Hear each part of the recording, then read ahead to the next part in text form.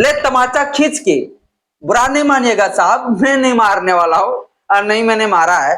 ये खींच के तमाचा हमारे जो अम्बेडकरवादी लोग हैं ना, उनके ऊपर, उनके गाल में ये तमाचा हमारे देश के पूर्व मुख्य न्यायाधीश CJI Chief Justice of India B R Gavai साहब ने लगा दिया है। ये खींच के तमाचा लगाया भाई।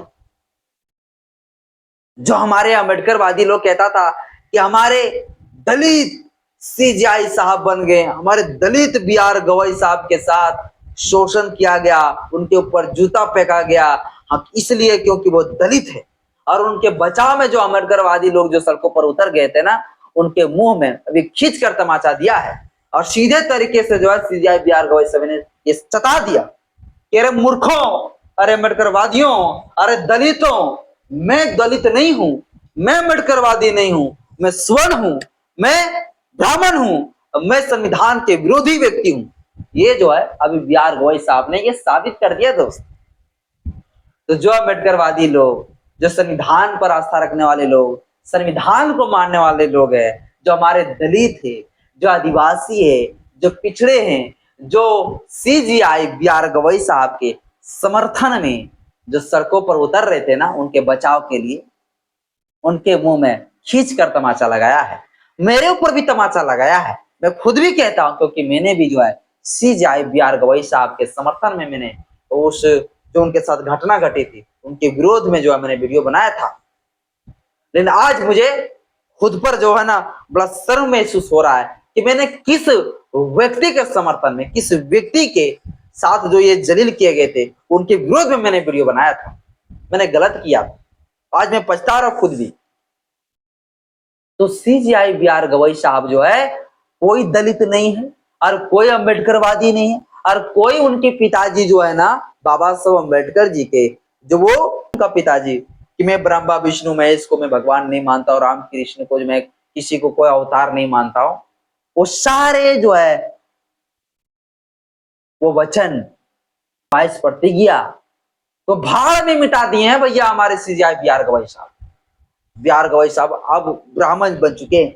18 मार्च 1956 को जब बाबा साहब अम्बेडकर जी ने रामलीला मैदान में जब भाषण दिए थे, तो उस समय जो है बाबा साहब अम्बेडकर जी ने कहा था कि मुझे पढ़े लिखे लोगों ने धोखा दिया।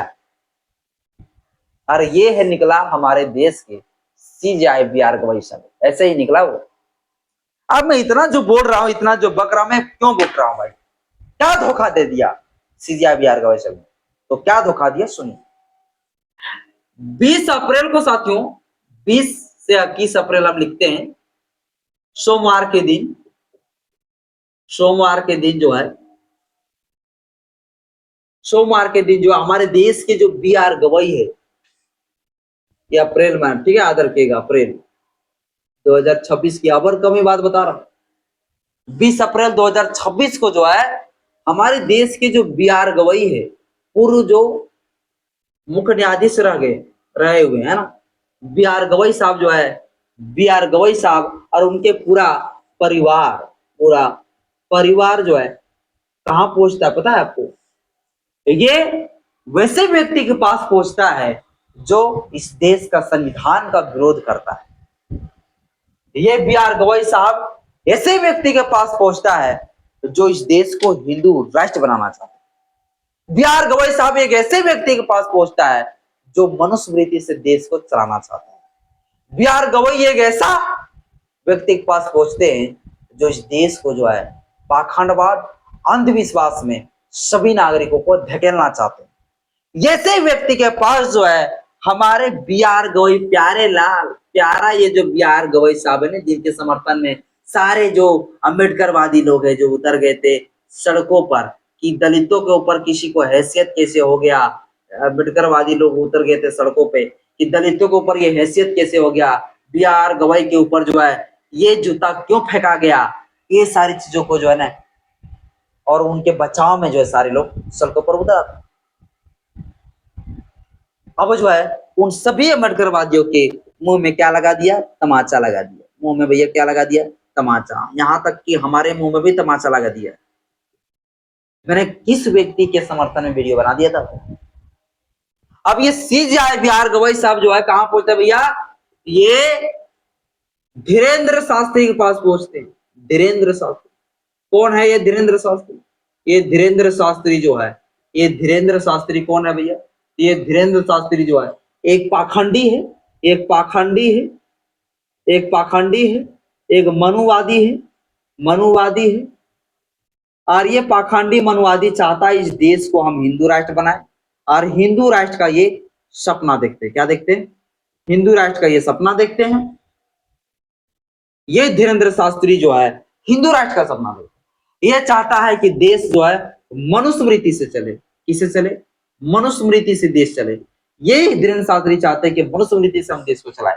लेकिन इसी धीरेन्द्र शास्त्री के पास जाके माथा टेकते हैं, मुलाकात करते हैं घंटों तक।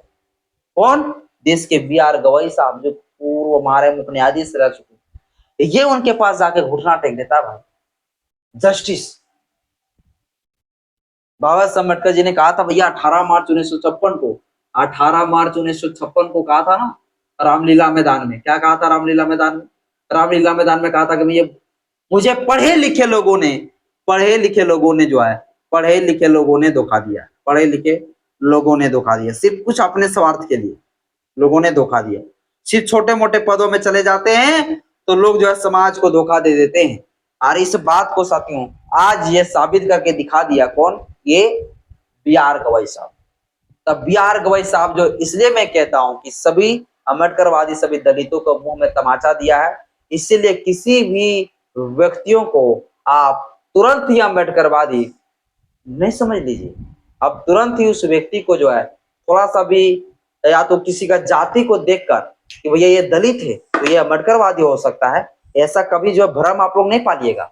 ये भ्रम कभी कभी फेल हो जाता है। दलित हो जाने से वो जो है ना, वो दलित हो जाने से वो भैया अम्बेडकरवादी नहीं होता है। अम्बेडकरवादी की विचारधारा वाला व्यक्ति वो नहीं होता है।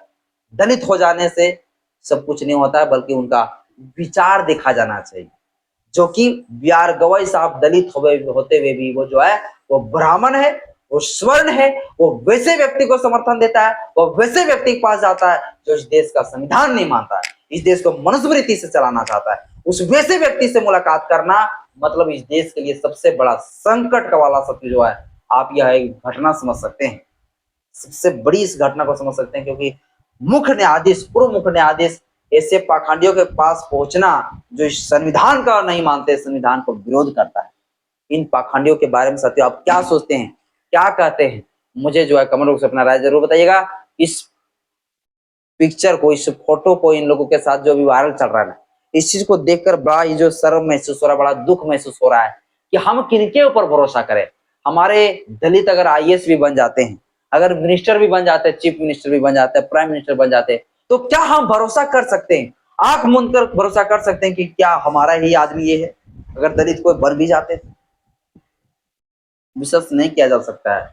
तो आप वैसे लोगों को समर्थन करें, वैसे लोगों को सपोर्ट करें, आप वैसे लोगों के ऊपर जो है अच्छा वीडियो बनाए जो भैया आपको पूरी तरीके से लगे कि यह व्यक्ति सही में जो है अम्बेडकरवादी विचारधारा को लेकर चलता है। वरना आप वैसे लोगों को जो है फॉलो ना कर ले जो ढोंग करता हो अम्बेडकरवाद होने का, जो ढोंग करता हो दलित होने का, और सिर्फ फायदा उठाता हो दलित होने का। अब बाकी कोई मतलब नहीं है दलितों से, समाज से कोई मतलब नहीं है। इसलिए मैं कहता हूं कि ये जो बी.आर. गवई साहब है, ये खींच कर जो है दलितों को तमाचा दिया है, और दलितों को जो है ये कहा है कि अरे मूर्खों, अरे दलितों, अरे अम्बेडकरवादियों, जो अम्बेडकरवादी बनते हो ना, जो दलित हो तुम लोग मूर्ख हो, तुम लोग महामूर्ख हो। मैं कोई दलित न्यायाधीश नहीं हूं, मैं ब्राह्मण हूं, मैं स्वर्ण हूं। ये जो है अभी साबित करके दिखा दिया बी.आर. गवई साहब। समझ गए? भगवान साथियों, आप इस विषय पर क्या सोचते हैं मुझे कमेंट बॉक्स में अपना राय जरूर बताइएगा। ठीक है? जय भीम, जय संविधान, जय भैया, जोहार।